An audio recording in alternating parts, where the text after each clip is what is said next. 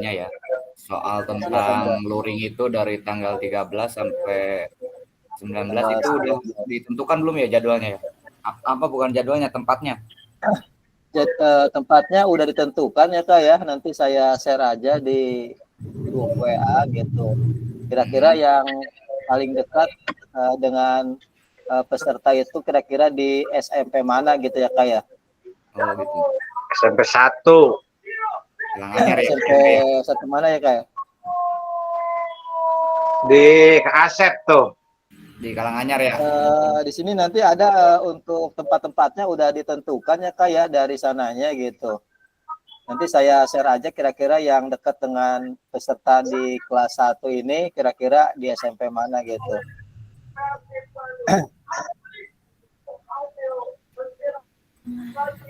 Mudah-mudahan semuanya bisa hadir ya Kak ya. Iya.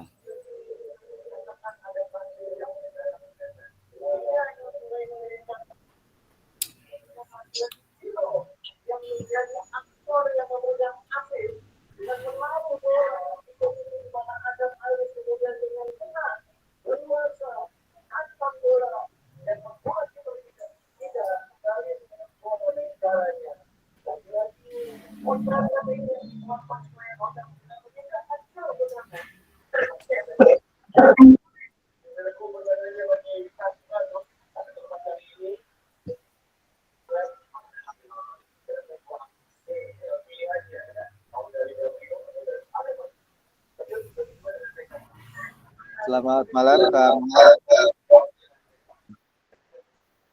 Malam Pak.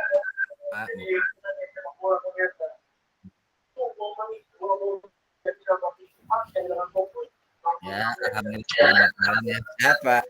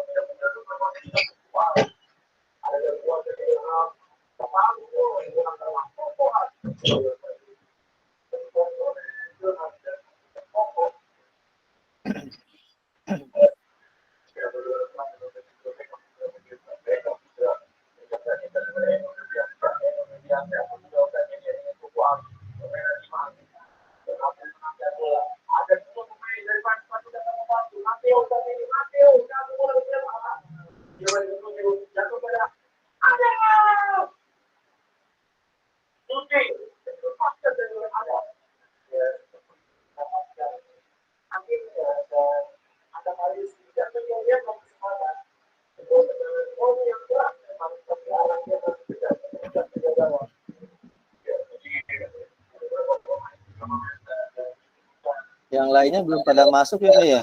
Baru 3 orang.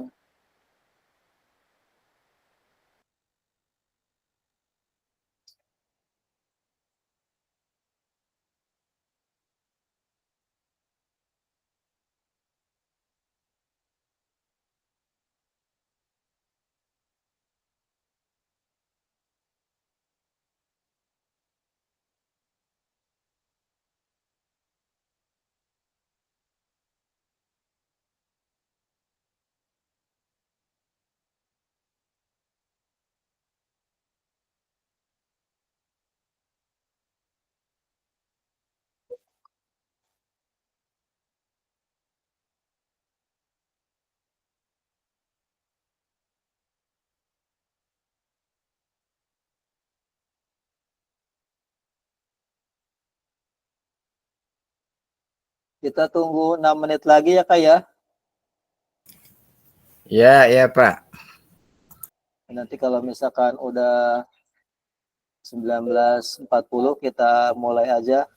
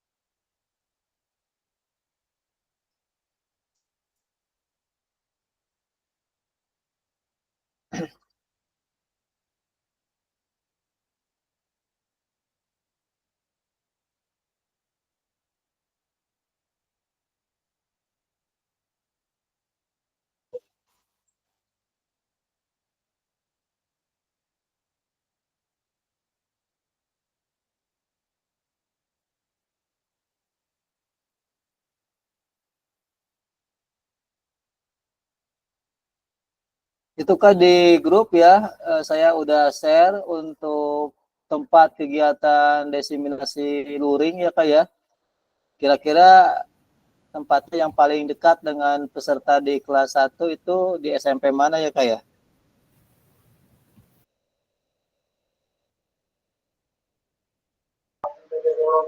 Paling juga di SMP 1 Kalanganyar di tempatnya Kak Asep tuh. Kalau kalau di sini nggak ada Kak ya untuk SMP 1 Karanganyar, ada juga SMP 2 Rangkas Bitung, SMKN 1 Rangkas Bitung, SMPN 2 Sajira, SMPN 1 Cimarga, Cibadak, Cipulur. Nah, kira-kira dari Karanganyar yang paling dekat dari sekolah-sekolah itu kira-kira yang mana ya Kak? Sudah saya share di grup itu di Rangkas sih yang paling terdekat mah. Rangkas Bitung 1 atau 2 ya? 2. Kalau 2 sempit. Sampai 1 tuh, luas tuh sampai 1 Cimarga. Kalau Berarti nggak di SMP, Cimarga,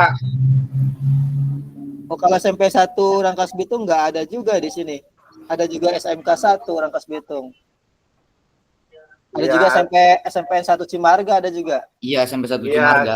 paling di Cimarga Kak. Cimarga Cimarga luas. aja. Oke, siap. Kita nanti di sana aja ya Kak ya. Di SMPN 1 Cimarga aja ya. Ini dari pagi gimana nih Kak? Untuk pelaksanaan kita belum tahu juga ya Kak ya, apakah dimulainya jam berapanya. Nanti kita informasikan lagi untuk jadwalnya.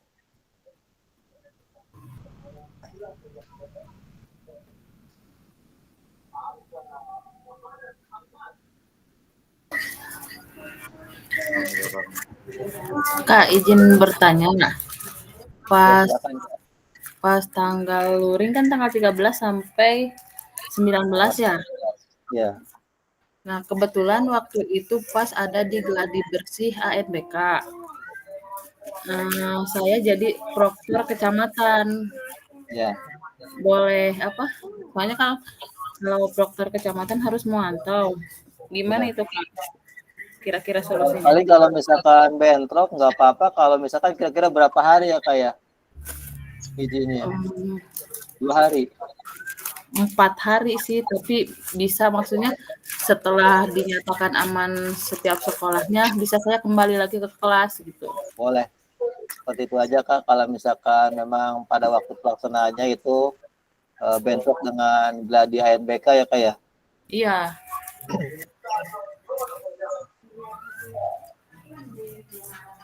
Yang penting ada alasan yang jelas aja. iya. Itu soalnya tadi pas dilihat pas isi kesediaan pas isi itu ya peserta ya, pas Ya, dilihat tanggal 13 itu bentrok. Ya, makasih ya Kak. ya Solusinya. sama-sama Kak. Assalamualaikum warahmatullahi wabarakatuh. Maaf baru Waalaikumsalam bergabung. warahmatullahi wabarakatuh. Selamat Waalaikumsalam malam. Ya, warahmatullahi wabarakatuh.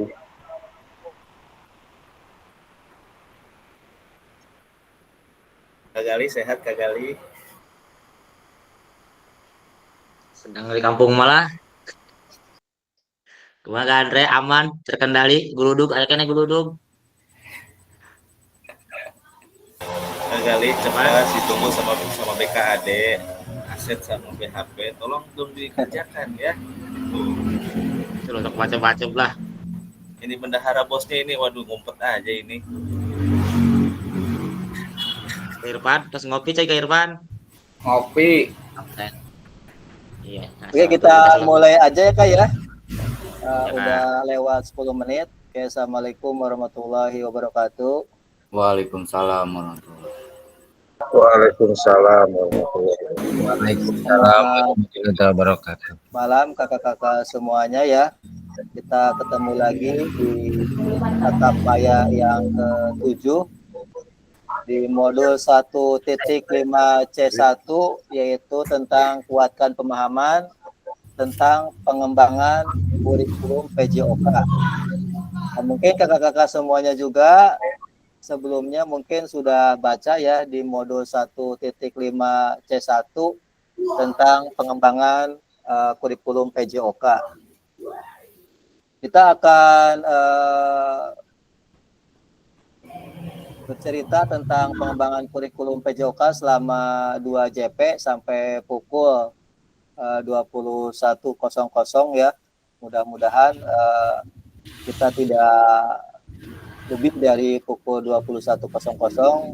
Soalnya kalau misalkan kurang itu biasanya timestamp-nya yaitu kadang-kadang tidak terpenuhi gitu. Makanya saya suka dilebihkan aja waktunya seperti itu Pak. Saya akan coba untuk berbagi layar ya.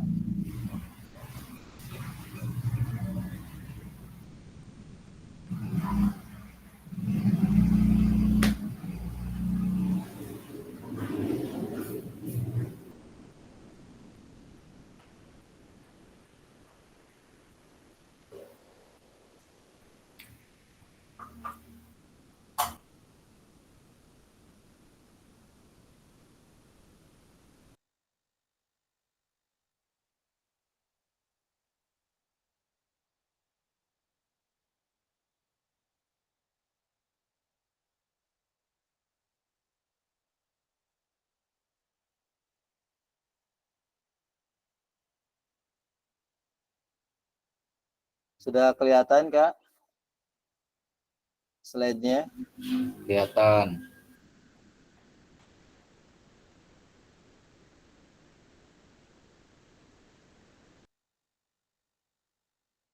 Ya, seperti biasa kita bacakan lagi untuk kesepakatan kelas.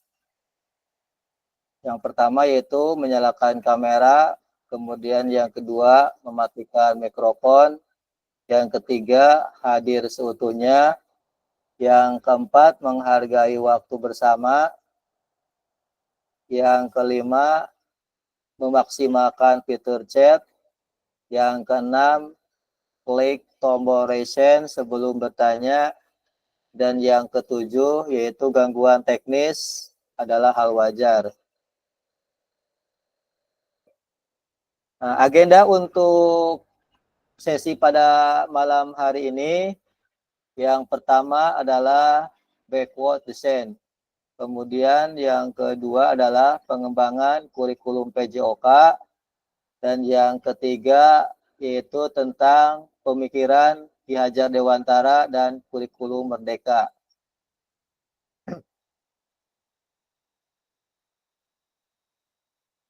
Tujuan dari sesi pada malam ini yang pertama peserta dapat memahami 3 karakteristik utama kurikulum Merdeka serta keterkaitannya dengan prinsip pemikiran Ki Hajar Dewantara. Kemudian yang kedua, peserta mampu memahami pengembangan kurikulum PJOK. Dan yang ketiga, peserta mampu memahami penyusunan program PJOK yang berkualitas dengan backward design. Nah, di sini mungkin saya akan bertanya ya sebelumnya tentang tujuan dari sesi ini.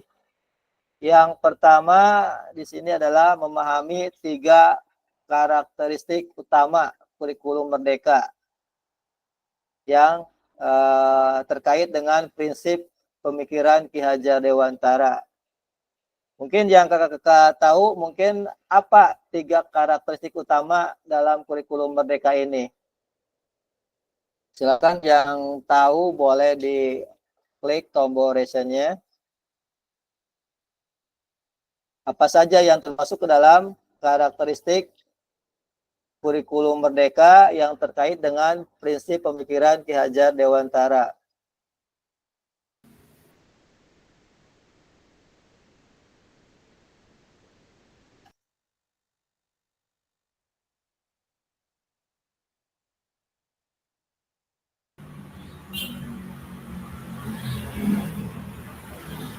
Silakan Kak Andrean. Ya Kak, 3 karakteristik utama dalam kurikulum Merdeka itu yang pertama fokus pada materi esensial, Ya. yang kedua pembelajaran yang fleksibel, yang ketiga pengembangan soft skill dan karakter. Oke, yang pertama Pak, fokus pada Fokus materi esensial. materi esensial. Yang kedua, Pembelajaran yang fleksibel. pembelajaran yang fleksibel. Yang ketiga, Pengembangan soft skill dan karakter. pengembangan soft skill dan karakter.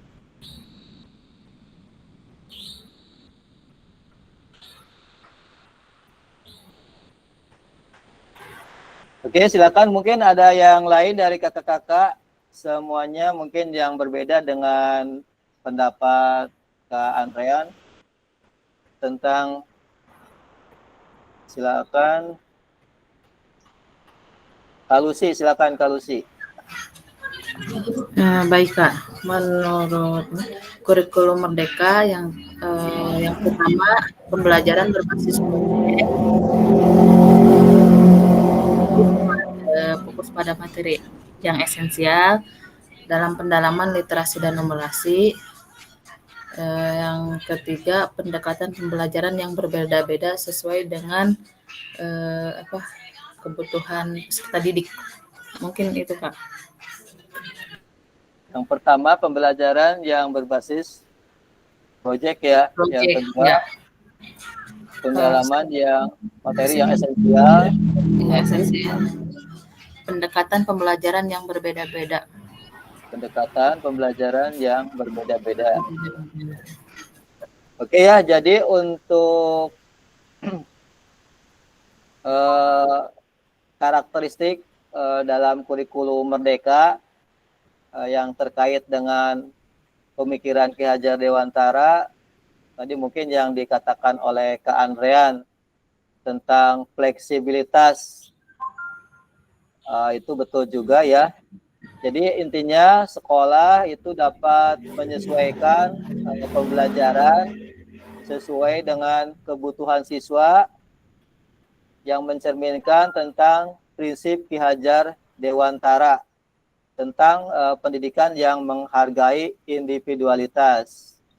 Kemudian yang kedua, betul apa yang dikatakan oleh Kak Lucy juga, yaitu pembelajaran berbasis proyek. Di sini siswa tentunya harus aktif ya, terlibat dalam proyek, kemudian sejalan dengan pandangan Ki Hajar Dewantara bahwa pengalaman itu langsung dapat memperkuat tentang pemahaman seperti itu. Dan yang ketiga, tadi juga disebutkan oleh Kak Andrean, yaitu tentang pengembangan karakter. Di sini fokus tentang pada nilai-nilai moral dan karakter. Artinya apa? Artinya sesuai dengan keyakinan Ki Hajar Dewantara bahwa pendidikan harus membentuk budi pekerti. Mungkin itu Kak 3 karakteristik utama tentang kurikulum Merdeka yang terkait dengan pemikiran Ki Hajar Dewantara. Kita lanjut kembali ya.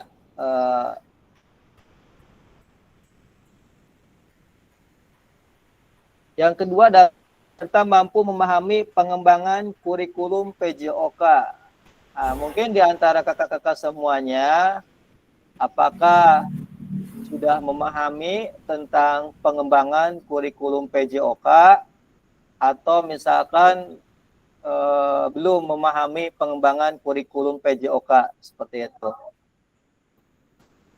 Karena mungkin banyaklah guru-guru PJOK juga ya, memang yang masih belum memahami bagaimana cara mengembangkan kurikulum PJOK itu sendiri, seperti itu.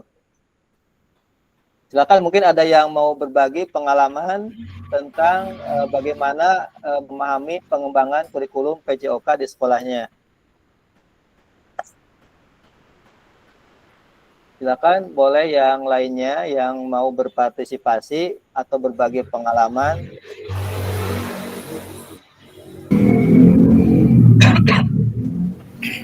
Sebenarnya apa saja yang harus dipahami oleh PJOK dalam pengembangan kurikulum PJOK itu sendiri?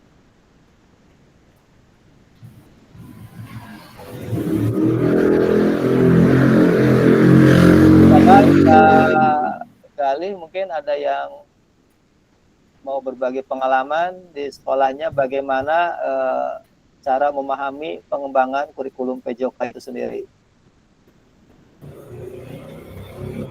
Silakan Kak Irfan, boleh. Ya, terima kasih. Jadi di sini untuk peserta mampu memahami pengembangan kurikulum PJOK. Menurut saya, tercapainya keseimbangan antara pengetahuan dan keterampilan peserta didik.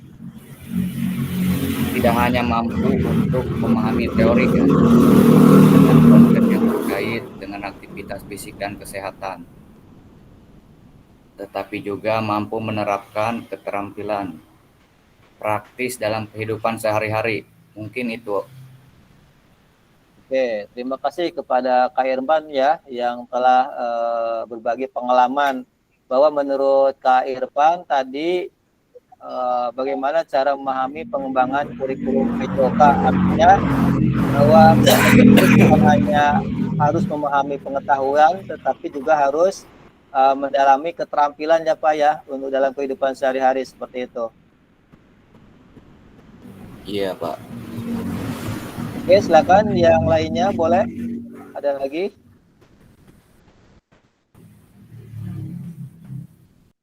Selain Kak Irfan yang mau menambahkan bagaimana cara memahami pengembangan kurikulum PJOK. Iya. Lanjutin untuk lain. Silakan Kak Gali.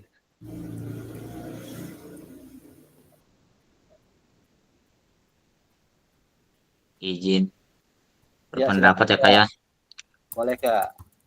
Peserta mampu memahami pengembangan kurikulum PJOK. Kalau saya sih dengan adanya kurikulum PJOK, dengan adanya kurikulum merdeka di PJOK itu sekarang enak ya, kita bisa menggunakan konten kayak gitu. Jadi mungkin di pengajarannya enak, banyak pilihan-pilihan dengan kurikulum sekarang. Jadi ke peserta didiknya enak, nggak membosankan. Kita juga udah banyak sekali referensi untuk pengajaran. Mungkin itu sih Kak, untuk kurikulum di PJOK untuk sekarang ini. Jadi mungkin antara zaman dahulu sama zaman sekarang mungkin ada perbedaannya Kak ya. Ya, Mungkin mungkin dari seperti itu. segi pemberian materi, misalkan kalau sekarang itu banyak yang pakai video atau misalkan dari YouTube seperti itu. Ya, betul. Kalau Banyak yang referensi dulu untuk mungkin sumber. banyaknya secara manual, misalkan diterangkan oleh gurunya itu sendiri seperti itu. Mungkin itu menurut Kak Galih ya Kak ya, Ya, bagaimana betul. cara memahami pengembangan kurikulum PJOK. Oke ya, di sini bagaimana cara memahami pengembangan kurikulum PJOK. Tentunya kurikulum PJOK ini sangat penting ya, terutama dalam meningkatkan kualitas pendidikan dan kesehatan peserta didik. Tentunya ada beberapa aspek utama yang harus kita pahami dalam pengembangan kurikulum PJOK. Yang pertama tentunya kita harus memiliki tujuan pendidikan. Nah, ini tujuan pendidikan di sini apa saja? Yang pertama tentunya kita harus mencakup pengembangan fisik, kemudian mental, kemudian sosial peserta didik seperti itu. Itu adalah tujuan dari pendidikan dalam kurikulum PJOK. Kemudian yang kedua tentunya adalah prinsip dasar.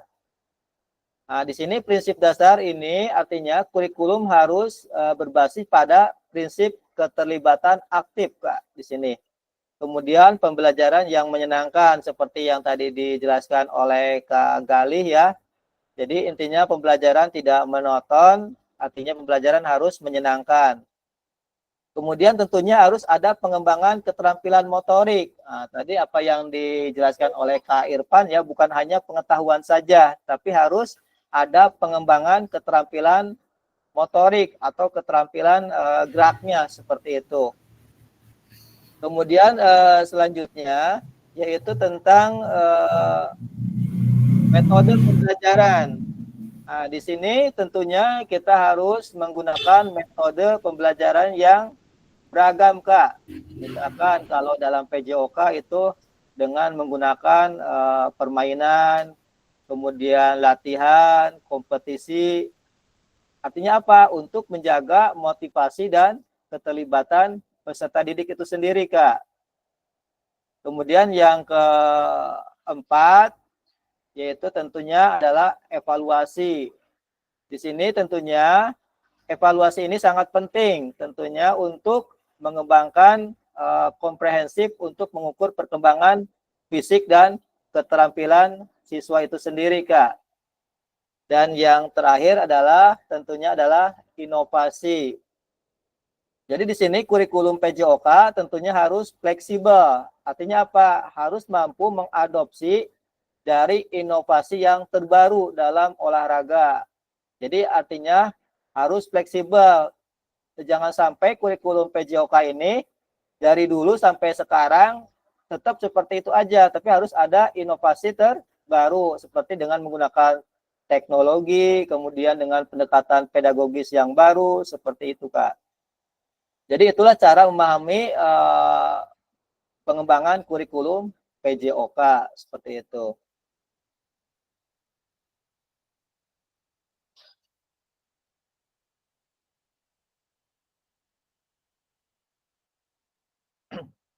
Kemudian yang ketiga, peserta mampu memahami penyusunan program PJOK yang berkualitas dengan backward design. Nah, di sini artinya apa, Kak? Di sini kakak-kakak semuanya mungkin pernah menyusun program PJOK, apakah itu program tentang ESKO atau misalkan program yang berhubungan dengan PJOK dengan menggunakan backward design. Silakan, mungkin ada yang mau berbagi pengalaman lagi.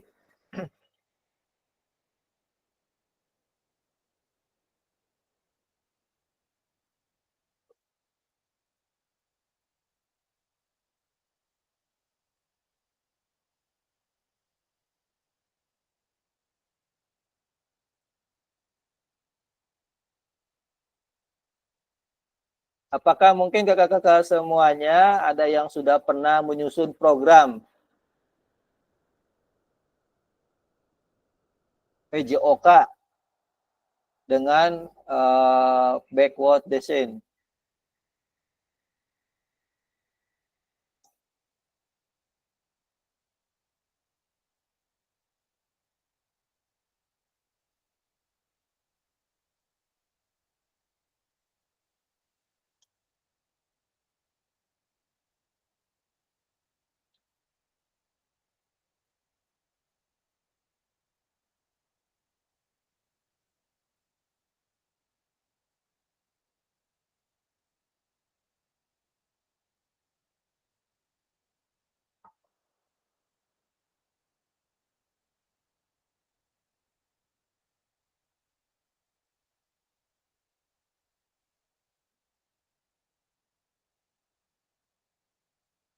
Silakan kakak-kakak.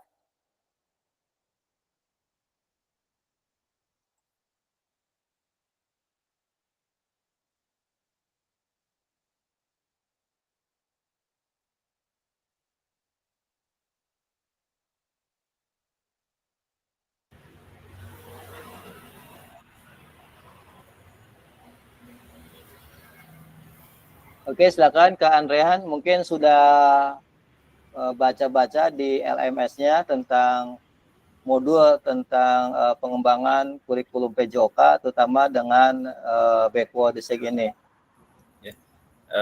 Baik Kak, barusan saya baca-baca ya. Ya. Ini penyusunan program PJOK dengan backward design. Ini yang saya ambil inti pentingnya itu mengidentifikasi hasil akhir yang diinginkan, menentukan penilaian untuk mengukur hasil akhir, merancang kegiatan pembelajaran. Jadi kalau secara dari modul ini, backward design itu model pembelajaran yang mengutamakan hasil belajar siswa, bukan jumlah materi yang harus dipelajari. Jadi itu Kak. Oke, terima kasih kepada Kak Andrean. Jadi menurut Kak Andrean, dalam penyusunan program PJOK dengan backward design ini lebih mengutamakan hasil akhirnya ya Kak ya, intinya ya seperti itu ya. Betul Kak. Betul Kak. Oke. Betul sekali ya yang tadi yang dikatakan oleh Kak Andrean. Jadi lebih mengutamakan kepada hasil akhirnya bukan jumlah materi yang disampaikannya seperti itu.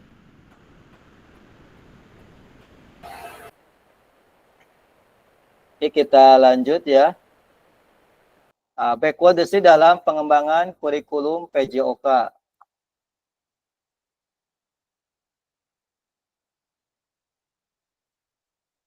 Menurut Bapak Ibu atau menurut kakak semuanya dari skala 1 sampai 10 kira-kira seberapa dalam pemahaman kakak-kakak semuanya tentang kurikulum PJOK? Silakan nanti kakak-kakak boleh menuliskan di kolom chat dari skala 1 sampai 10 tentang pemahaman kakak-kakak semuanya tentang kurikulum PJOK. Silakan boleh ditulis di kolom chatnya. Kemudian nanti alasannya kenapa misalkan kakak menuliskan skala misalkan 6 atau 7,5 atau berapa, silakan.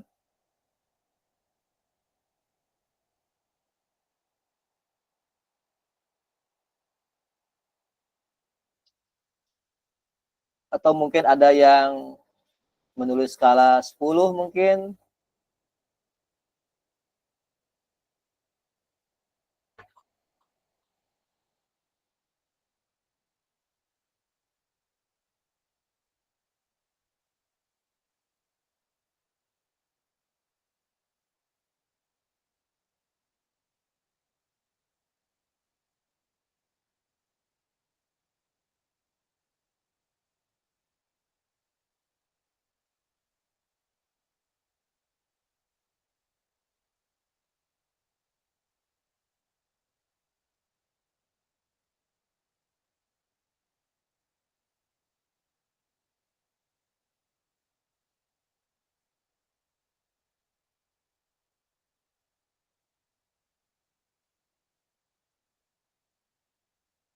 Silakan Kak, boleh ditulis di kolom chatnya. Kira-kira kakak-kakak dalam pemahaman kurikulum PJOK itu skalanya skala berapa? Silakan tulis dari skala 1 sampai skala 10. Kira-kira kakak termasuk skala berapa gitu.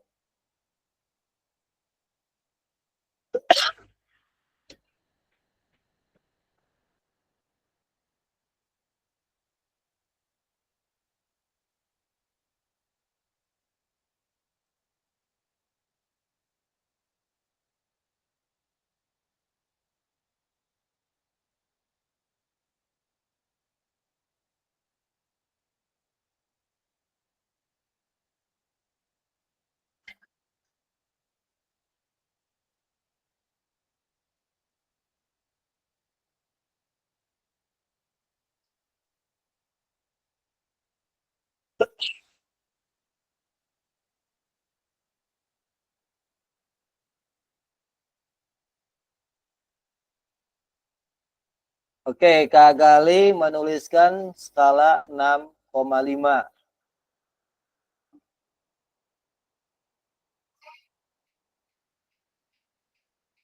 Kenapa Kak Galih menuliskan skala 6,5?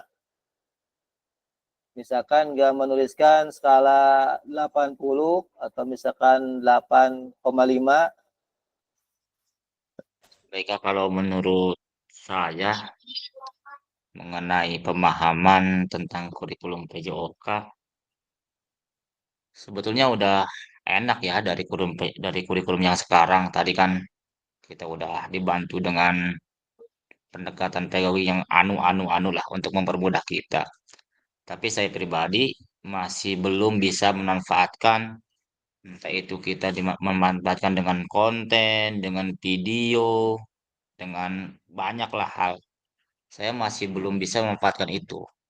Jadi menurut saya skala 6,5 pantas lah untuk saya karena masih belum bisa memanfaatkan kurikulum yang sekarang. Itu aja sih Kak paling. Alasannya belum bisa memanfaatkan Secara utuh ya, misalkan secara secara utuh. utuh itu karena terbatasnya sarana atau seperti apa, Kak? Ya, yang jelas mungkin masih harus banyak ngobrol dengan teman sejawat, dengan guru penggerak, kurangnya komunikasi mungkin salah satunya. Keduanya jelas sarana, karena kebetulan saya tidak ada lapangan di sekolahnya. Banyak hal lah. Apalagi kalau mau misalkan dengan konten terbatasinya, karena saya kan kebetulan sekolahnya agak-agak kampung lah, agak pelosok gitu misalkan. Jadi Kak Galih menuliskan 6,5 ya, Kak ya. Jadi intinya Kak Galih cukup memahami kurikulum PJOK seperti itu. Cuma Nanti masih mudah-mudahan belum bisa kedepannya memanfaatkan bisa aja gitu. ditingkatkan ya, Kak ya. Mungkin bisa 80 atau 8,5 seperti itu. Ya, ya. Oke, silakan yang lainnya boleh dituliskan di kolom chat untuk skalanya dari 1 sampai 10. Kira-kira kakak semuanya itu berada di skala berapa?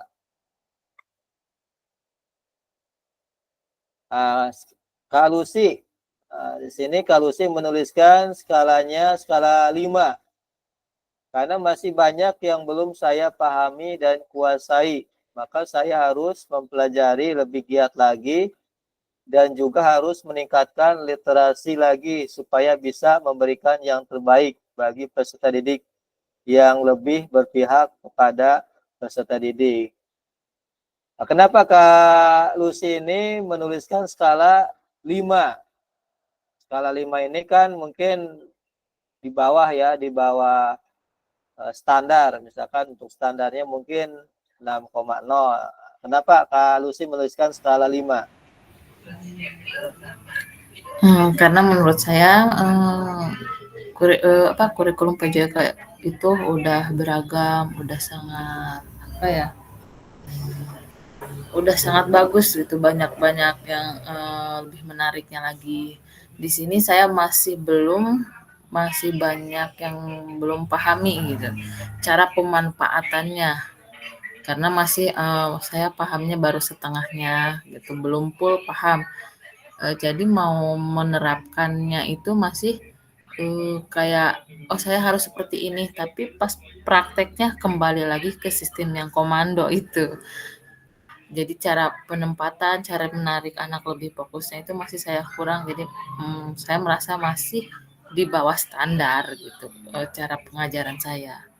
Mungkin dengan saya mengikuti kegiatan-kegiatan ini, mempelajarinya lagi, bisa lebih baik lagi untuk ke depannya. Seperti Amin. itu.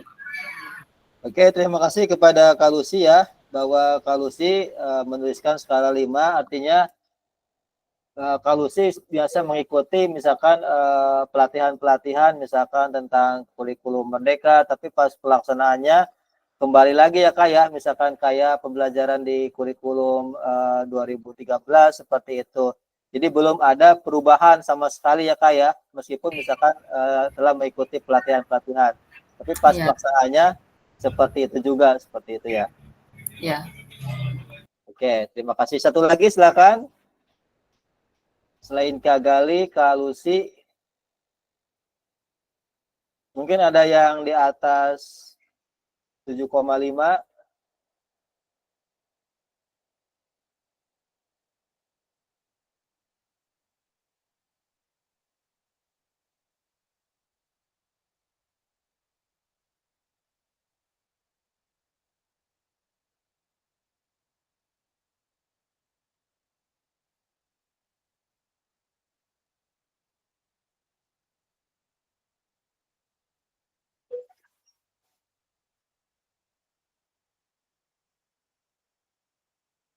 Silakan yang lainnya kemana? Oke, Kak Andrean. Kak Andrean menuliskan skala 7. Kenapa Kak Andrean menuliskan skala 7? Ya baik Kak, saya menuliskan skala 7. Mungkin ini mas pemahaman saya mungkin ya, yang saya tahu, yang saya pahami dari kurikulum sebelumnya dan sampai sekarang pun, untuk PJOK itu lebih menekankan kepada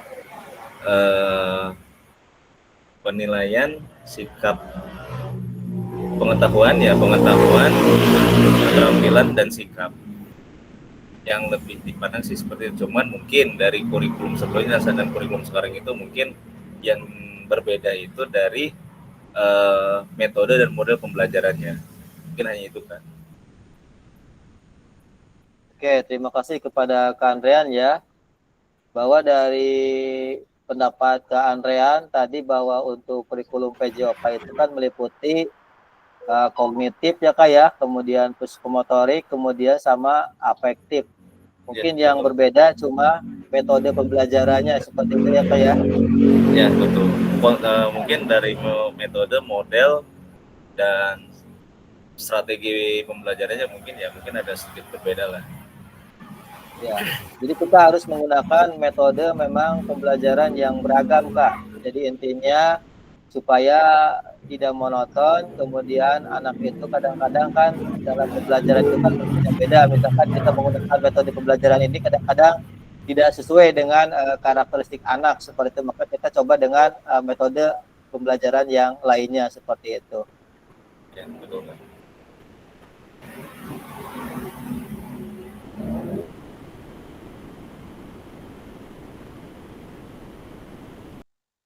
Oke, kita lanjut ya ke Nah, di sini apa tujuan dari adanya pelajaran PJOK di sekolah? Silakan boleh ditulis di kolom chat ya.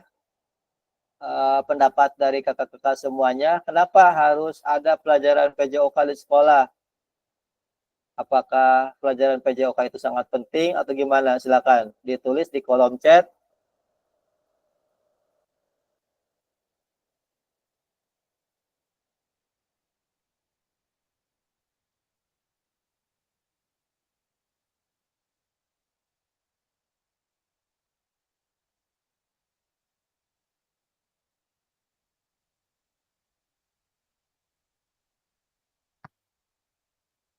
Apa sih tujuan adanya pelajaran PJOK di sekolah ini?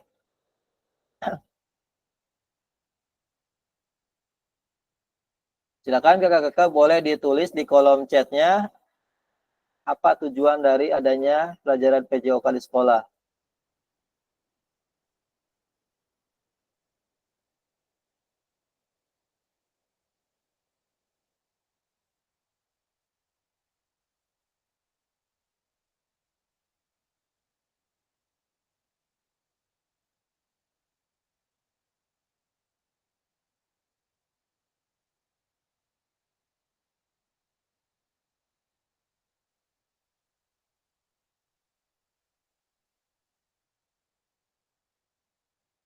Oke, Kak Andrean menuliskan tujuannya adalah untuk mengembangkan potensi anak secara keseluruhan, baik fisik, mental, sosial, emosional, dan moral.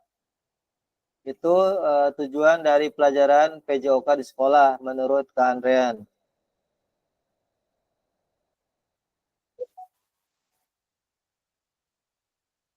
Oke, menurut Kak Eko, tujuan dari pelajaran PJOK di sekolah bukan hanya fisik saja, tapi juga untuk mengembangkan mental, sosial, emosional, dan lain-lain. Hampir sama ya dengan pendapat Kak Andrean. Kak Juheri. Kak Juheri menuliskan untuk meningkatkan kebugaran jasmani serta mengembangkan aspek mental, sosial, kemudian emosional dan intelektual.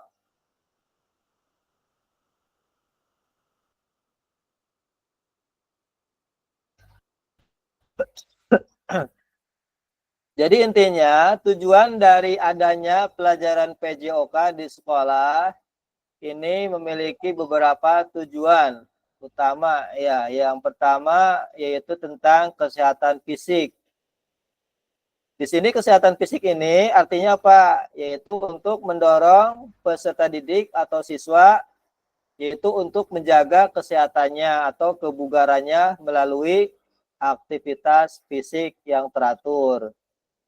Kemudian yang kedua adalah pengembangan keterampilan. Betul ya? Tadi mengajarkan bagaimana keterampilan tentang motorik dasar, kemudian bagaimana teknik olahraga, kemudian permainan yang digunakan dalam aktivitas seperti itu. Kemudian selain kesehatan fisik, kemudian pengembangan keterampilan, juga kerjasama dan sosial. Nah, di sini artinya apa? Nah, membantu siswa belajar bekerja sama dalam kelompoknya. Bagaimana cara menghargai teman, kemudian membangun hubungan sosial yang positif, seperti itu. Kemudian selain itu, tujuan dari PJOK di sekolah juga untuk disiplin dan etika. Nah, biasanya tujuannya adalah untuk menanamkan nilai-nilai disiplin, kemudian apalagi sportivitas, kemudian rasa tanggung jawab, misalkan dalam kompetisi atau dalam permainan seperti itu. Dan satu lagi yaitu tentang kesehatan mental. Nah, di sini artinya apa? Untuk meningkatkan kesehatan mental peserta didik atau siswa melalui aktivitas fisik, yaitu misalkan untuk mengurangi stres atau meningkatkan mood ya dalam sehari-hari seperti itu. Itu adalah beberapa tujuan pelajaran PJOK di sekolah seperti itu.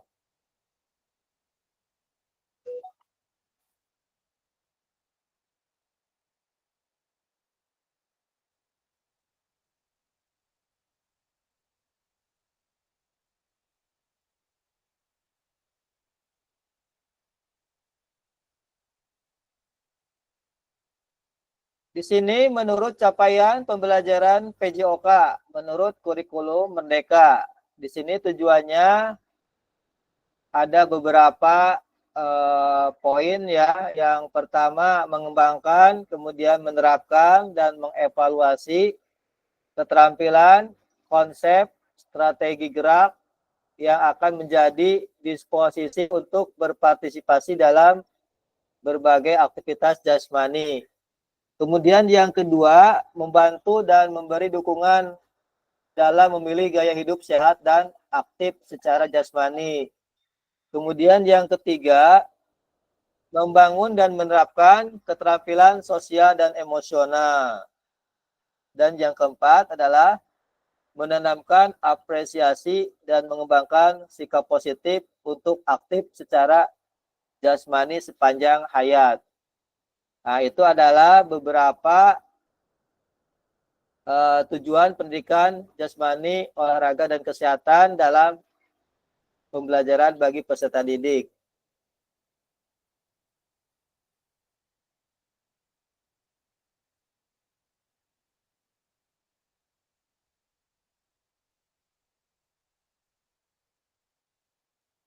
Oke, di sini ada pertanyaan ya, terlepas dari kurikulum apapun, apakah itu kurikulum 13 atau kurikulum KTSP atau kurikulum yang sekarang kurikulum Merdeka, apakah selama ini kakak-kakak semuanya sudah memahami dengan baik tujuan dari mata pelajaran dan menjadikannya sebagai acuan? Silakan kakak-kakak boleh ditulis di kolom chatnya.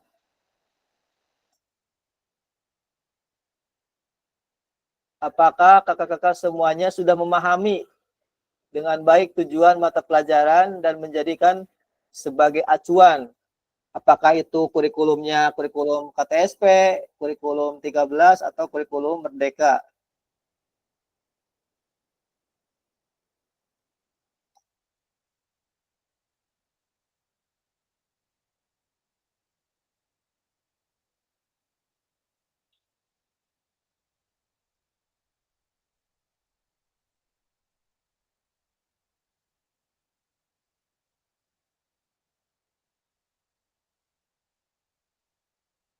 Atau silakan boleh diklik aja Kak, biar cepat aja tombol raise-nya. Nanti silakan yang mengklik tombol raise-nya, nanti silakan untuk menjelaskan apakah kakak-kakak semuanya memahami dengan baik tujuan mata pelajaran dan menjadikannya sebagai acuan terlepas dari kurikulumnya apa, apakah kurikulum KTSP atau kurikulum Merdeka ataupun kurikulum 13.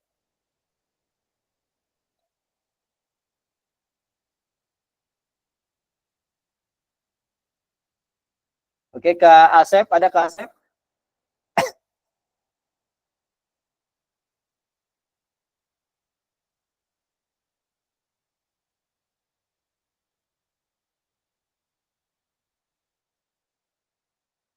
Kak Eko, ada Kak Eko?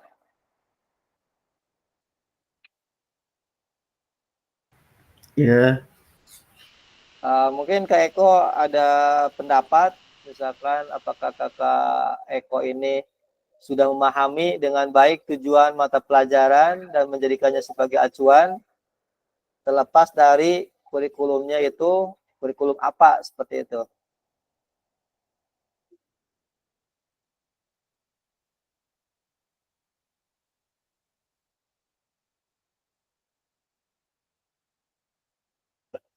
Silakan Kak Lucy. Oke, baik Kak. Dari ini pertanyaan yang ini terlepas dari kurikulum apapun, apakah selama ini Bapak Ibu sudah memahami dengan baik tujuan mata pelajarannya? Mungkin di sini menurut saya tujuan mata pelajaran PJOK di sini baik kurikulum K13 ataupun kurikulum Merdeka tujuannya sama, masih untuk meningkatkan kebugaran jasmani, terus membentuk gaya hidup sehat atau nilai-nilai fungsional yang aktif psikomotor, juga aspek mengembangkan aspek mental, sosial, emosional, dan intelektual ataupun yang lainnya masih sama. Cuma yang berbeda itu dari cara pengajarannya mungkin ya menurut saya. Kalau di kurikulum Merdeka itu lebih enak lagi, lebih fleksibel lagi, dan lebih bagus gitu ya Kak, untuk lebih berpihak ke peserta didik menurut saya. Dan di sini sudah dijadikan atau belum sebagai acuan, di sini saya sudah menjadikannya sebagai acuan.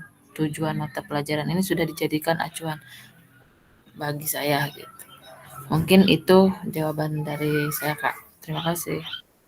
Sama-sama. Oke, terima kasih kepada Kak Lucy ya. Tadi Kak Lucy udah menjelaskan bahwa tujuan dari mata pelajaran PJOK baik itu kurikulum 13 kemudian kurikulum Merdeka sama saja ya Kak ya, yaitu untuk meningkatkan kebugaran jasmani, kemudian mental, sosial, dan sebagainya.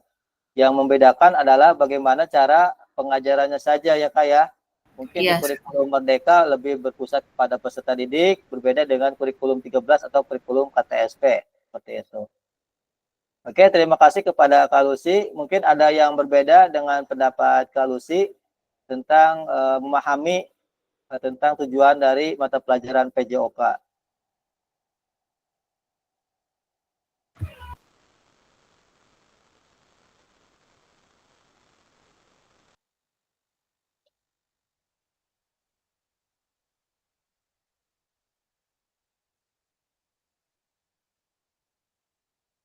Kak Andi, ada Kak Andi? Oke, Kak Irfan. Di sini Kak Irfan menuliskan di kolom chat. Tujuannya untuk lebih kreativitas lagi guru ataupun siswa pendidik untuk merangsang atau minat peserta didik untuk mengikuti pelajaran tersebut.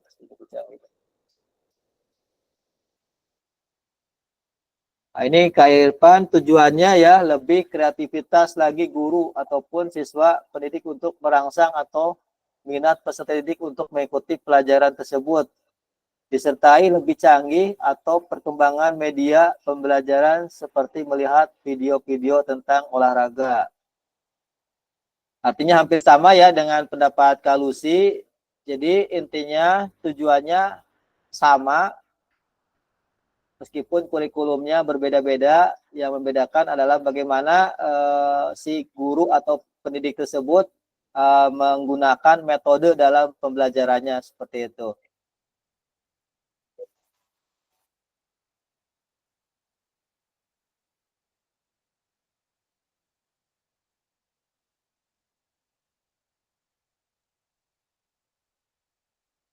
Oke, selanjutnya dalam konteks kurikulum merdeka, apakah tujuan-tujuan ini bisa dicapai?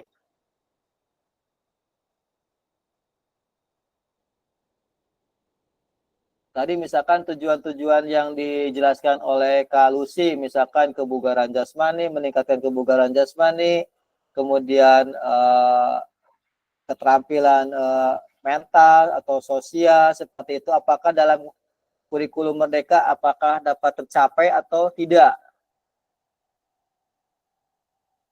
Silakan.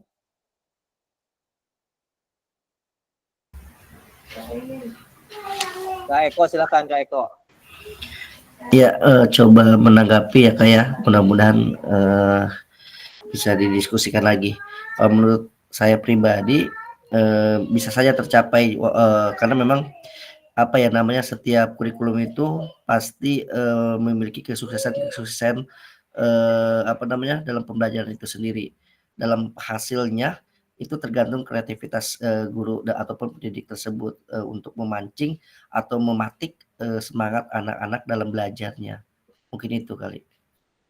Jadi menurut Kak Eko bahwa dalam konteks kurikulum merdeka tujuan-tujuan ini bisa dicapai ya Kak ya, seperti itu ya Kak?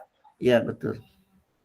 Oke, betul sekali ya bahwa dalam kurikulum merdeka tadi juga udah disebutkan ya, maupun itu kurikulum KTSP atau K13, tentunya tujuan-tujuan dalam mata pelajaran PJOK itu pasti akan tercapai, seperti itu.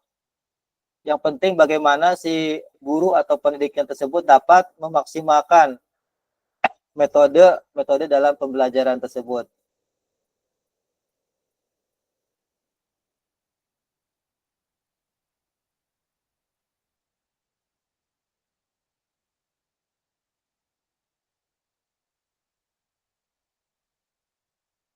Di sini memahami tujuan umum penting sebagai acuan untuk memahami muara akhir pembelajaran.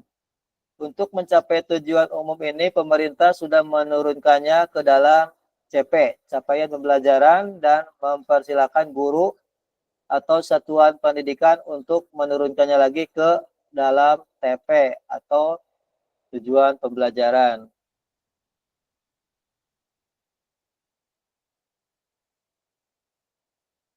Nah, di sini ada pertanyaan ya, bagaimana memastikan agar pengajaran yang kita lakukan benar-benar menyasar tujuan pembelajaran? Karena seringkali pengajaran langsung fokus pada materi atau aktivitas apa yang harus dilakukan murid.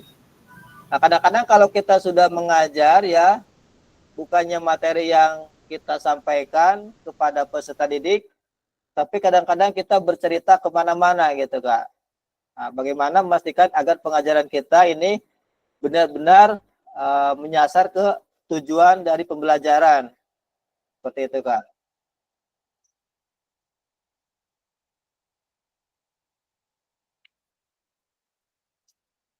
Silakan boleh diklik tombol raise-nya. Karena setiap orang atau setiap guru juga pasti berbeda-beda dalam memberikan pengajaran kepada peserta didik. Ada yang misalkan langsung saja ke materi, atau misalkan ada dengan menggunakan ice breaking, atau misalkan dengan pertanyaan-pertanyaan pemantik, seperti itu. Silakan Kak, kita berbagi pengalaman aja ya, atau kita sharing aja. Silakan Kak Irfan. Ya, izin untuk menjawab ya. Silakan Kak. Jadi kita sebelum memberi materi inti, kita harus menerangkan atau memberitahu apa yang kita tuju materi yang sebelumnya kita sampaikan, dan setelah itu kita masuk ke materi inti. Setelah materi inti kita merefleksi. Jadi merefleksi seperti ini, misalkan anak mempraktekkan tendangan menggunakan kaki bagian dalam ya, materi bola misalkan contoh. Jadi anak itu dari salah satu peserta untuk mempraktekkan dan yang lain melihat. Ketika itu ada pertanyaan-pertanyaan, misalkan si A sedang melakukan dan si B yang mengamati kekurangan dan kelebihannya. Mungkin seperti itu biar supaya tidak menyasar ke tujuan pembelajaran. Jadi intinya menurut Kak Irfan ya, intinya setiap siswa juga atau peserta didik dapat mengamati ya apa yang dilakukan oleh temannya ya Kak ya. Iya. Jadi bukan berarti kita misalkan temannya lagi melakukan tendangan dengan menggunakan kaki bagian dalam, sedangkan temannya yang lain itu tidak memperhatikan ya Kak, malah misalkan ngobrol atau seperti apa gitu. Iya. Oke, terima kasih kepada Kak Irfan ya yang telah memberikan penjelasan tentang pengajaran kita, apakah benar-benar telah menyasar kepada tujuan pembelajaran atau langsung fokus kepada materi seperti itu. Silakan yang lainnya boleh diklik tombol raise-nya. Mungkin pengalamannya beda lagi dengan Pak Irfan tadi. Kalau di SD mungkin berbeda ya dengan di SMP. Kalau di SD kan biasanya harus ada permainan-permainan dulu, atau misalkan dengan ice breaking atau seperti apa. Silakan.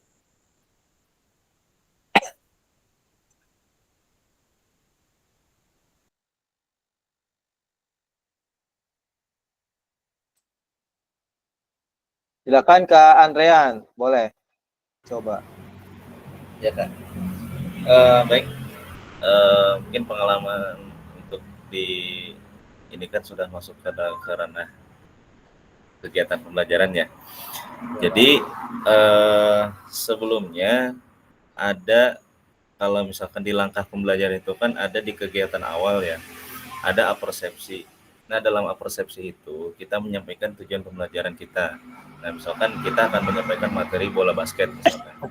Nah, dari apersepsi tersebut kita menyampaikan tujuan pembelajaran kita. Nah, di situ kita menyampaikan ketiga tujuan pembelajaran tersebut dari segi kognitif, psikomotor, dan afektif. Nah, dari tujuan pembelajaran yang lebih ditekankan itu kan kognitif dan psikomotor gitu kan. Jadi dalam kita menyampaikan itu dalam membuat tujuan pembelajaran pun kita harus menyesuaikan pada prinsip ABCD tersebut kan, audition, behavior, conditioning, dan degree gitu kan. Jadi kita nggak selamanya langsung setelah pemanasan kita langsung ke fokus materi, tidak, tapi kita dari kegiatan awal itu kita menyampaikan tujuan pembelajaran tersebut. Nah, misalkan kita menjelaskan di sini tujuan pembelajaran itu adalah peserta didik mampu melakukan passing chest pass selama 10 detik dengan teman sekelompoknya misalkan. Jadi kemudian setelah itu baru kita melakukan pemanasan langsung ke kegiatan inti. Nah, di situ dalam kegiatan inti kita melakukan berbagai cara strategi pembelajaran kita supaya materi chest pass ini bisa dilakukan oleh peserta didik itu dengan baik dan benar, gitu kan. Oke, terima kasih Kak Andrean ya. Tadi menurut Kak Andrean, sebelum kita ke kegiatan inti, terlebih dahulu kita harus menyampaikan tujuan dari pembelajarannya Kak ya, seperti itu ya. Iya, betul kan. Kemudian nanti ada persepsi, kemudian ada pemanasan, kegiatan inti sampai ke refleksi seperti itu. Jadi ini penting sekali ya Kak, untuk tujuan pembelajaran memang kita harus sampaikan kepada peserta didik. Nah, kadang-kadang kita suka lupa ya, kalau udah di lapangan kadang-kadang kita lakukan pemanasan, kemudian misalkan kita langsung ke kegiatan inti tanpa kita menyampaikan terlebih dahulu tujuan dari pembelajaran pada hari ini, seperti itu. Jadi itu sangat penting sekali untuk menyampaikan tujuan pembelajaran pada hari itu. Supaya apa? Supaya kita tidak menyasar kemana-mana, tapi kita harus tetap fokus kepada tujuan yang akan kita sampaikan, seperti itu.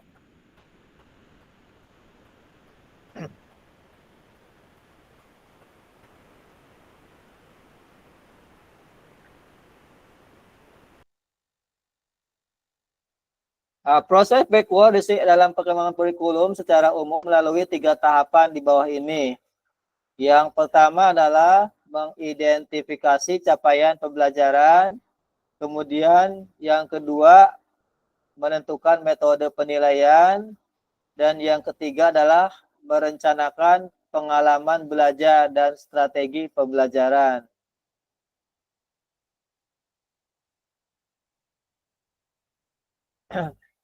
Di sini backward design merupakan proses sistematis yang memastikan kesesuaian kurikulum dengan capaian pembelajaran yang diinginkan. Backward design juga pada akhirnya membantu guru menyelaraskan antara tujuan, langkah pembelajaran, dan penilaian.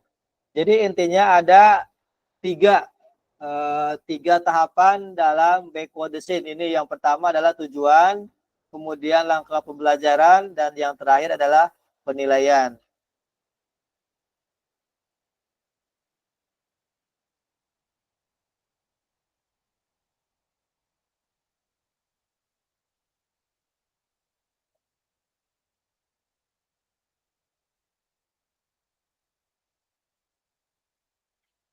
Kurikulum berbasis standar, manakah yang benar definisi di bawah ini? Nah, di sini ada beberapa pernyataan ya tentang kurikulum.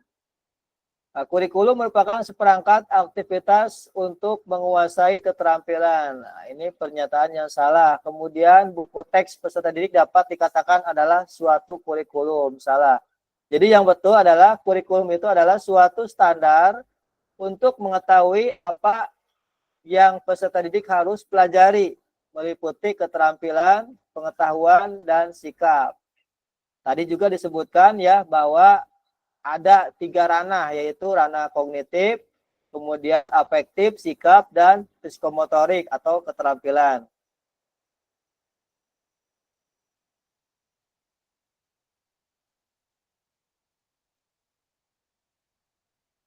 Komponen kurikulum pada satuan pendidikan pelaksana kurikulum merdeka.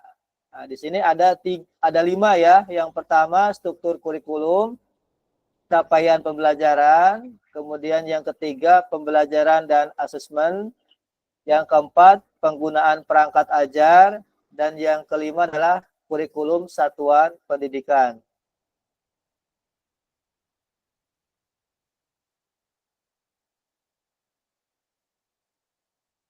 Mengapa kurikulum operasional berbeda antar satuan pendidikan? Nah, kenapa kurikulum itu harus operasional berbeda dengan antar satuan pendidikan? Yang pertama, agar bermakna. Kemudian kurikulum operasional satuan pendidikan dikembangkan sesuai dengan konteks dan kebutuhan peserta didik dan satuan pendidikannya.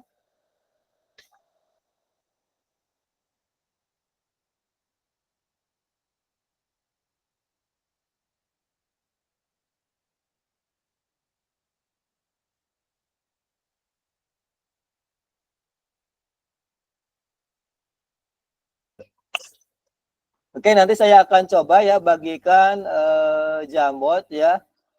Di sini ada beberapa pertanyaan, 1, 2,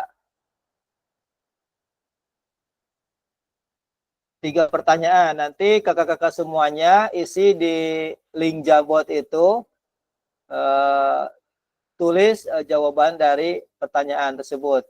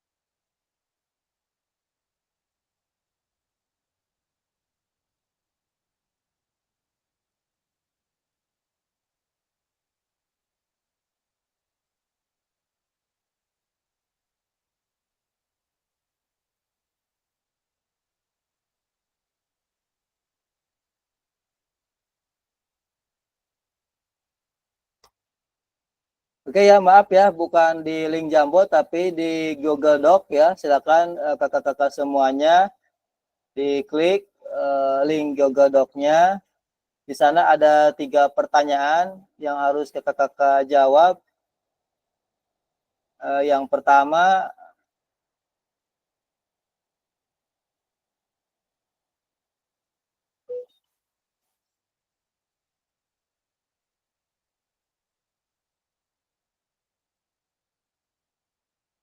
tentang bagaimana Bapak dan Ibu selama ini merancang program PJOK sebagai bagian dari pengembangan kurikulum mata pelajaran PJOK. Yang kedua, apa saja yang selama ini Bapak dan Ibu anggap menjadi sesuatu yang bernilai untuk dipelajari murid di kelas PJOK. Kemudian yang ketiga, bagaimana Bapak dan Ibu akan mengintegrasikan itu semua ke dalam proses pengembangan kurikulum mata pelajaran PJOK yang sekarang berlaku. Nanti kakak-kakak semuanya itu di download dulu ya kak ya filenya, kemudian nanti diisi kak. Soalnya kalau nanti langsung diisi takutnya ada yang lainnya yang isi juga di link Google Doc ini. Jadi download dulu, kemudian silakan nanti kakak isi seperti itu.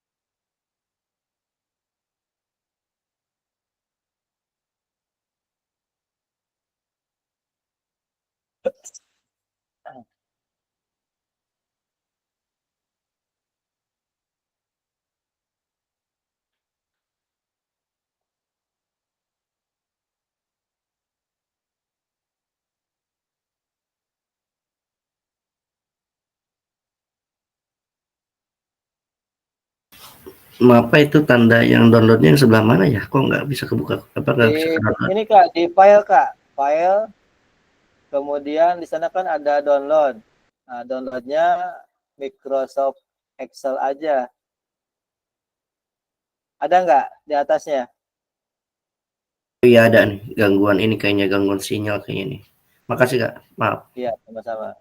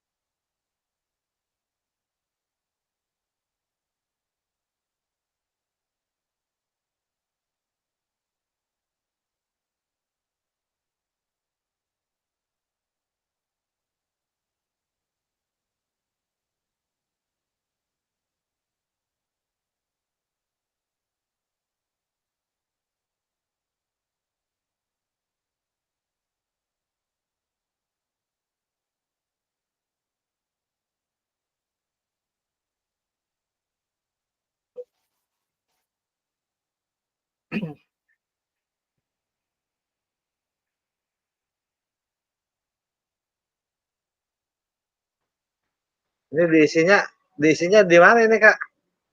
Diisinya Udah di di download Google Doc.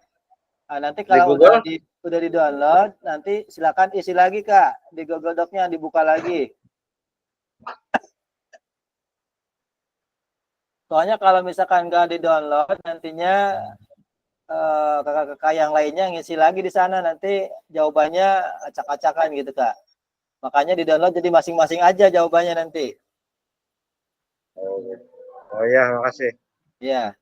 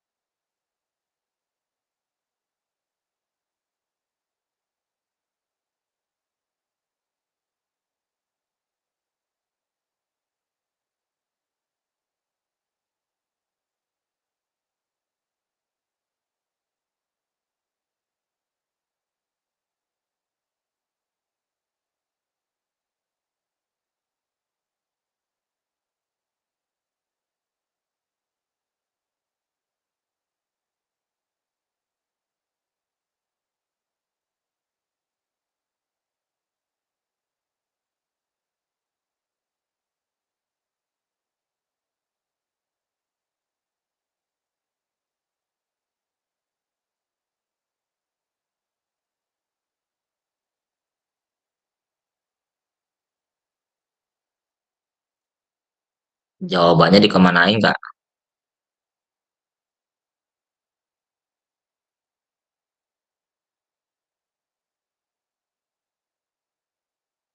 Nggak ada suaranya Kak.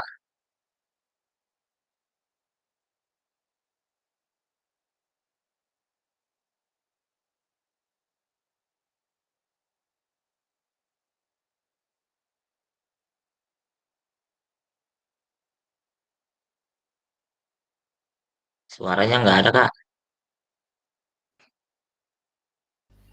Itu nanti jawabannya ditulis di Google Doc-nya, Kak. Di bawahnya. Kan ada pertanyaan 1, 2, 3. Nanti jawabannya di Hmm. bawahnya aja.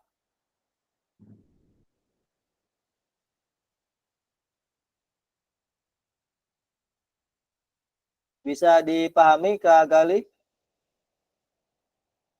Di bawah yang hasil copy itu ya, yang hasil download itu ya. Ya, hasil download. Kemudian nanti buka lagi. Nanti Kak Gali mengisi jawabannya di bawah pertanyaan tersebut.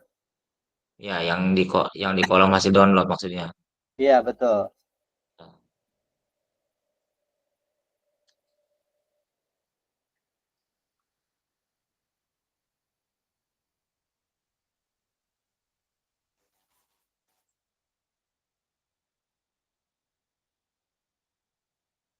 Bukan Nunuy, ini saya jawabnya di yang di sampingnya kalau kayak begitu nanti nggak ke save ya?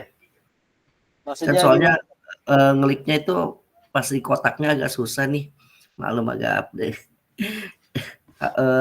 Akhirnya ngejawabnya di yang di sebelahnya itu kira-kira ke save nggak? Nggak di kotaknya ya, Kak ya? Nggak di Betul, kotak di Google Doc-nya, nggak? betul.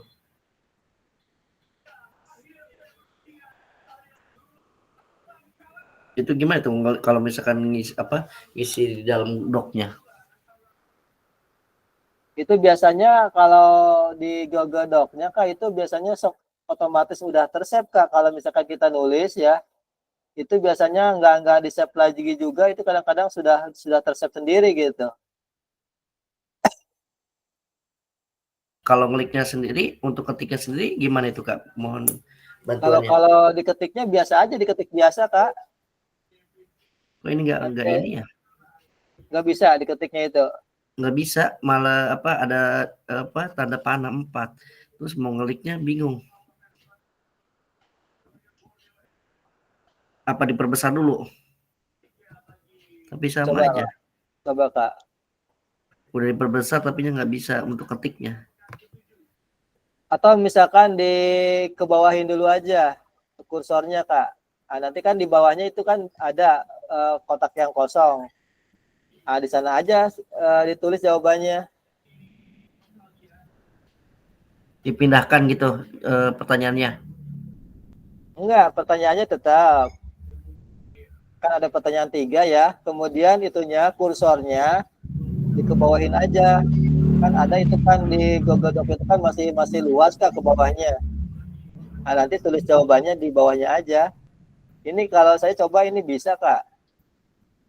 Kayak gimana Kak contohnya? Boleh dilihatin nggak? Maksudnya ngetiknya. Nanti saya coba ya. Ini.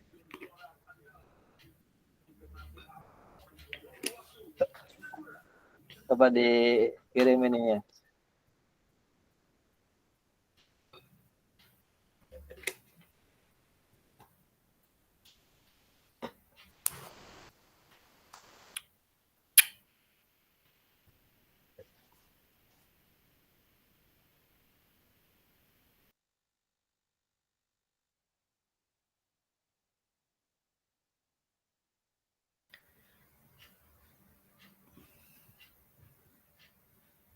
Minimal bisa di present now gitu. Biar sedikit, biar minimal 1 untuk ngetik-ngetiknya gitu tuh. Atau misalkan diperkecil juga nggak apa-apa, Kak. Tulisannya kan itu kan tinggal bisa diperkecil aja yang pertanyaannya. Nanti saya coba di save dulu aja ininya, yang ininya di download dulu.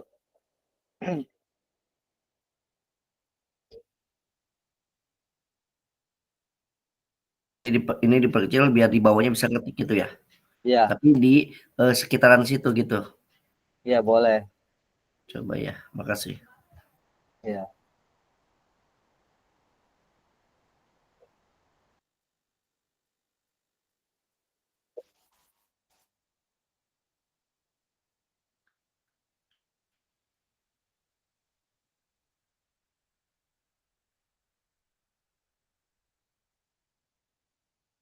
Ini saya coba tampilkan ya Kak ya, Ya.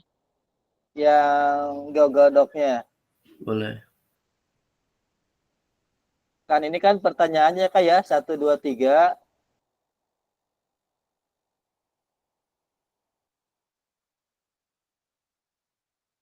Ah, nanti kursornya dipindahin aja Kak di bawahnya. Ah, misalkan seperti ini. Ah, nanti di sini aja jawabannya. Misalkan apa gitu. Ini kan bisa. Misalkan kelihatan ya Kak? Iya, kelihatan. Kan ini bisa diketik nih. Bisa kan? Bisa. Nah, itu. Ya, seperti itu Kak. Terima kasih informasinya. Ya, sama-sama.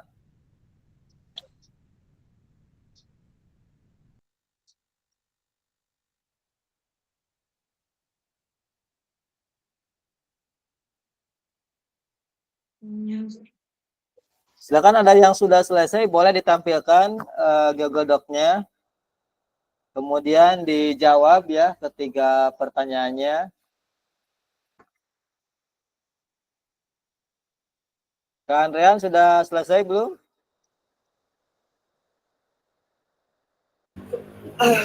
Sudah Kak. Silakan Kak, boleh Kak Andrean ditampilkan Google Doc-nya.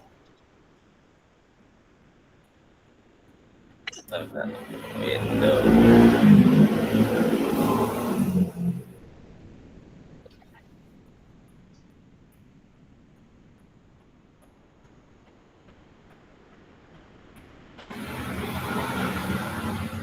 Ini untuk teman-teman kelihatan nggak ini?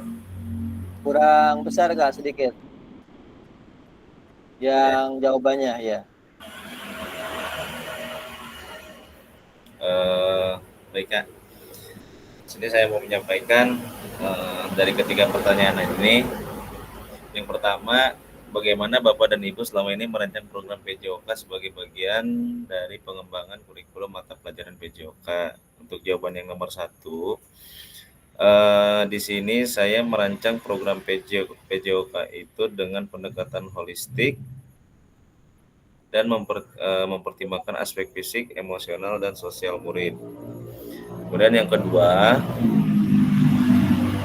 apa saja sih yang selama ini Bapak dan Ibu anggap menjadi sesuatu yang bernilai untuk dipelajari murid di kelas PJOK?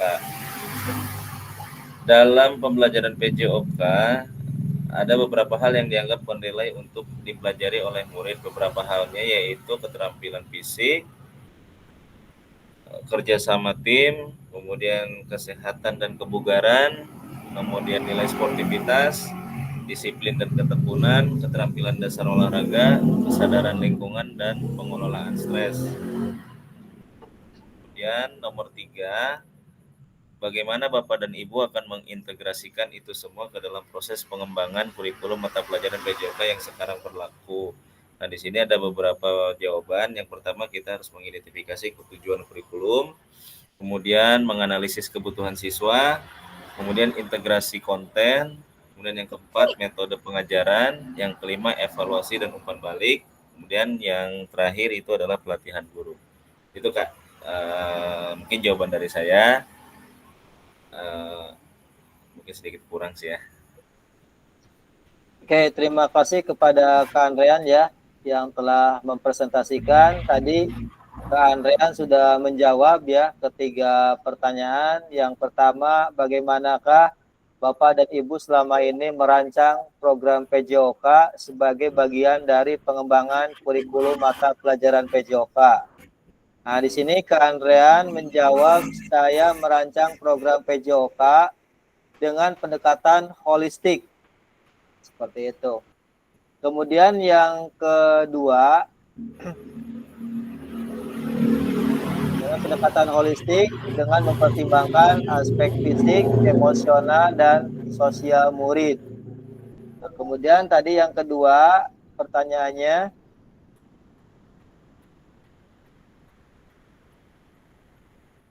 Yang kedua, apa saja yang bagaimana selama ini Bapak dan Ibu akan mengintegrasikan itu apa saja yang selama ini Bapak dan Ibu anggap menjadi sesuatu yang bernilai untuk dipelajari murid di kelas PJOK. Nah, Kak Andrean mungkin ada beberapa ya yang bernilai. Yang pertama adalah keterampilan fisik, kemudian kerjasama tim, kesehatan dan kebugaran, nilai sportivitas, disiplin dan ketekunan, keterampilan dasar olahraga, kesadaran lingkungan, dan pengelolaan stres. Kemudian yang terakhir pertanyaannya, bagaimana Bapak dan Ibu akan mengintegrasikan itu semua ke dalam proses pengembangan kurikulum mata pelajaran PJOK yang sekarang berlaku? Nah, Kak Andrean yaitu dengan mengidentifikasi tujuan kurikulum, kemudian yang kedua dengan menganalisis kebutuhan siswa, kemudian yang ketiga mengintegrasi konten, yang keempat menggunakan metode pengajaran, yang kelima evaluasi dan umpan balik, dan yang terakhir adalah pelatihan guru. Oke ya, itu jawaban dari Kak Andrean. Oke, ada lagi untuk kakak-kakak yang lainnya yang mau mempresentasikan untuk menjawab ketiga pertanyaan yang saya kirimkan di Google Doc tadi. mungkin itu Kak sudah Ya, silakan boleh dihentikan berbagi layarnya. Silakan yang lainnya boleh dipresentasikan satu orang lagi.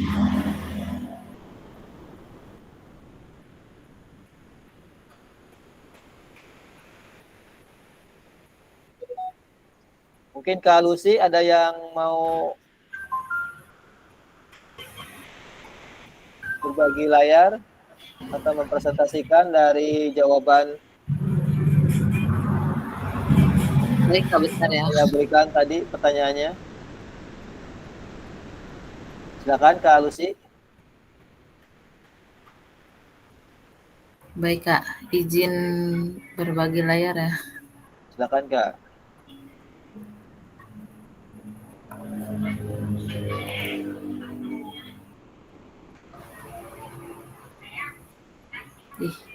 Bukan yang ini. Sebentar.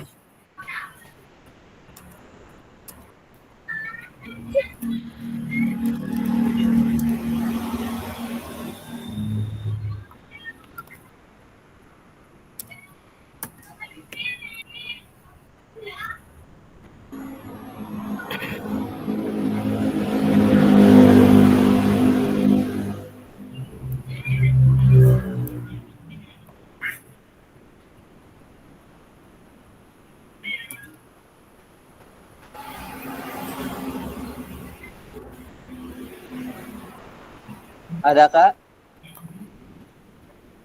Ya, ada.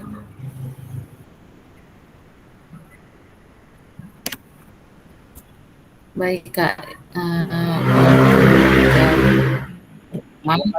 dalam merancang program PJOK, saya menggunakan beberapa tahapan dan pendekatan, di antaranya seperti satu, pendekatan berbasis kompetensi.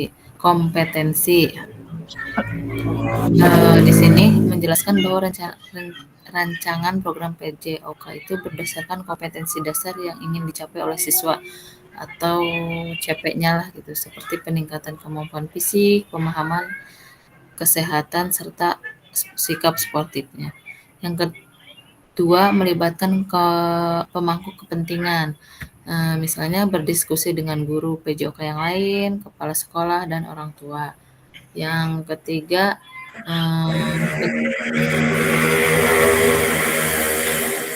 terus untuk jawaban yang soal yang kedua, aspek-aspek penting yang dianggap bernilai untuk dipelajari murid di kelas PJOK.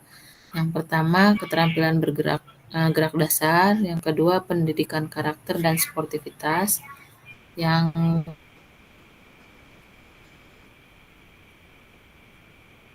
ketiga kesehatan jasmani, yang keempat pemahaman tentang khusus. Untuk jawaban yang ketiga eh, akan mengintegrasikan itu semua dengan cara satu, merevisi kurikulum yang sudah ada, dan yang kedua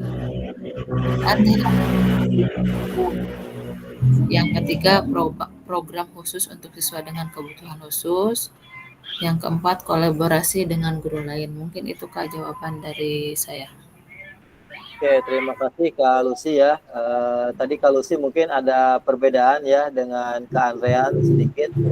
Untuk pertanyaan yang pertama, bagaimanakah Bapak dan Ibu selama ini merancang program PJOK sebagai bagian dari pengembangan kurikulum mata pelajaran PJOK? Di sini Kak Lucy intinya dengan menggunakan berbagai pendekatan ya Kak ya. Apakah itu berbasis kompetensi, kemudian dengan melibatkan pemangku kepentingan, kemudian berdiskusi dengan guru PJOK, kemudian orang tua, kemudian selanjutnya yaitu tentang penyesuaian dengan fasilitas yang ada ya Kak ya. Ya, Kemudian yang ketiga, bagaimanakah Bapak dan Ibu akan mengintegrasikan semua dalam proses pengembangan kurikulum mata pelajaran PJOK yang sekarang berlaku? Nah, Kak Lucy menjawab mengintegrasikan ke semua dengan cara revisi atau penyelarasan kurikulum. Kemudian penggunaan teknologi atau media pendukung.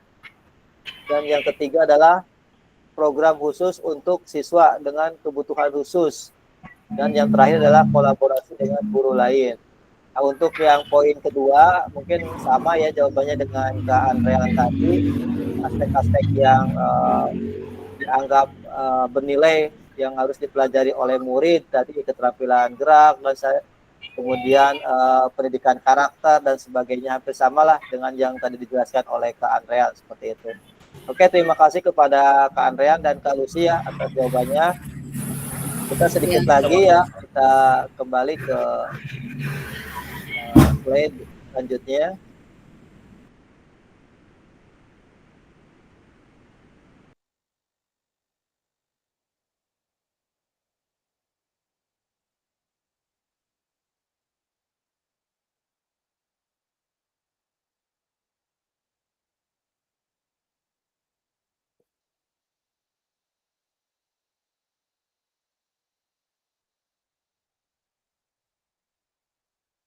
Enam faktor yang mempengaruhi pengembangan program PJOK.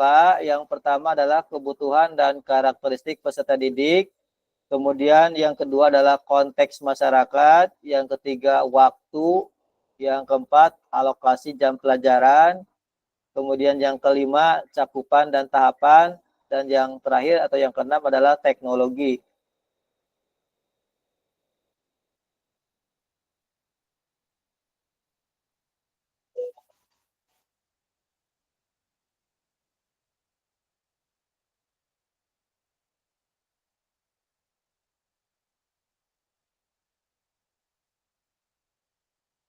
Selanjutnya, apa yang telah kita bahas merupakan karakteristik kurikulum merdeka. Nah, di sini ada 3 ya. Yang pertama adalah fokus pada materi esensial.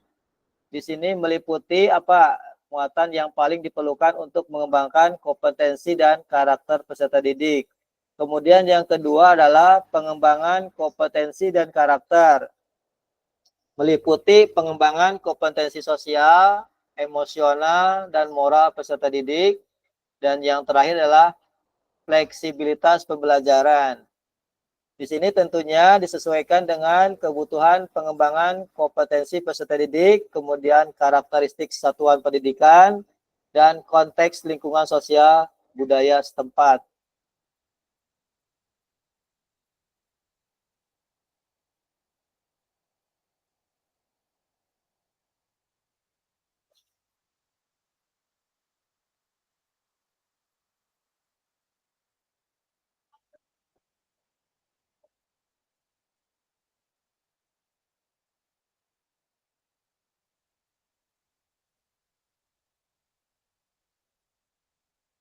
Oke, mungkin itu ya materi yang dapat saya sampaikan tentang modul 1.5C1 tentang pengembangan kurikulum PJOK. Artinya kurikulum PJOK itu memiliki peranan yang sangat penting ya. Seperti tadi tujuan-tujuannya yaitu untuk meningkatkan kebugaran jasmani, kemudian keterampilan sosial dan mental dan sebagainya seperti itu. Silakan mungkin dari kakak-kakak semuanya, mungkin ada kendala di LMS-nya atau misalkan tentang materi pengembangan kurikulum PJOK yang mau ditanyakan, silakan. Sebelum nanti kita akan mengakhiri kegiatan pada malam ini.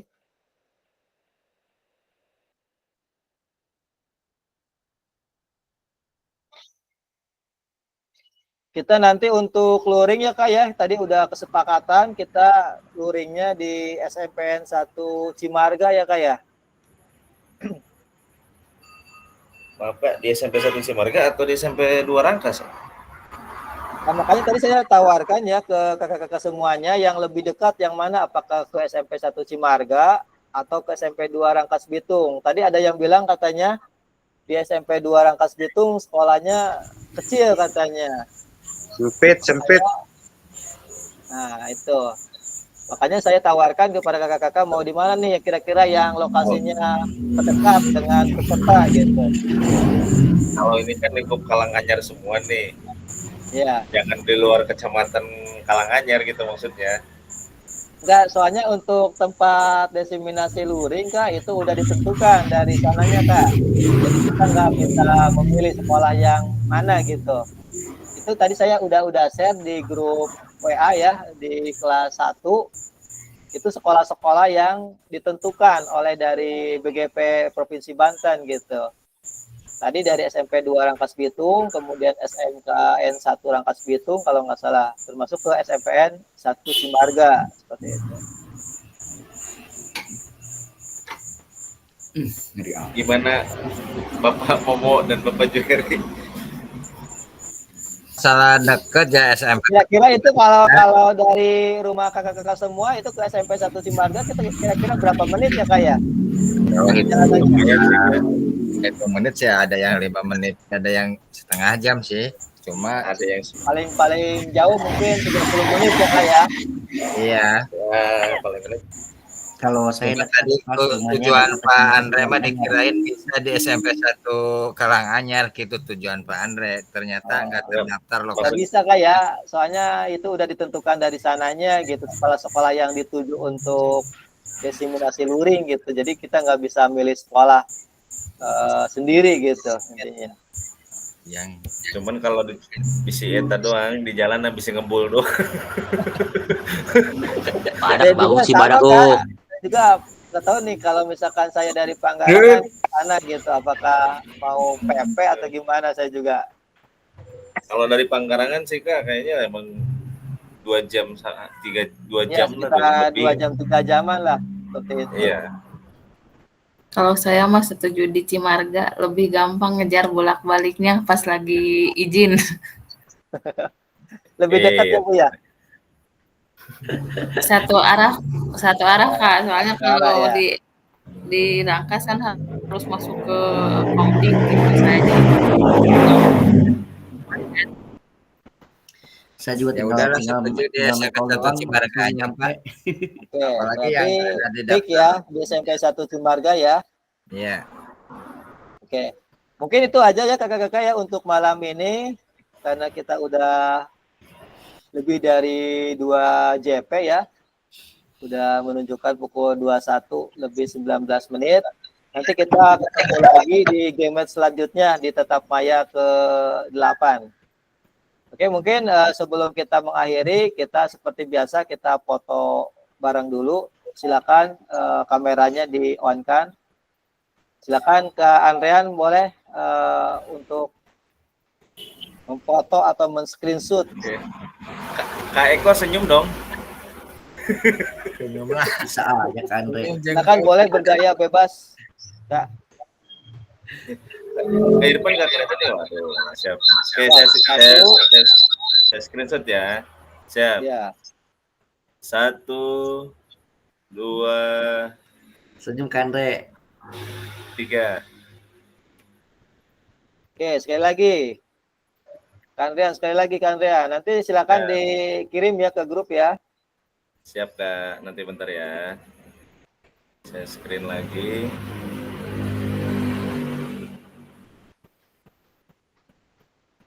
Mana nih ya? Begitulah. Siap. 1, 2, 3. Oke, cukup. Terima kasih Kak Andrean ya. Politik Ya. Mungkin dari saya cukup sekian. Terima kasih. Wabillahi taufiq wa hidayah. Wassalamualaikum warahmatullahi wabarakatuh. Waalaikumsalam. Izin live Kak. Silakan Kak. Izin live. Silakan.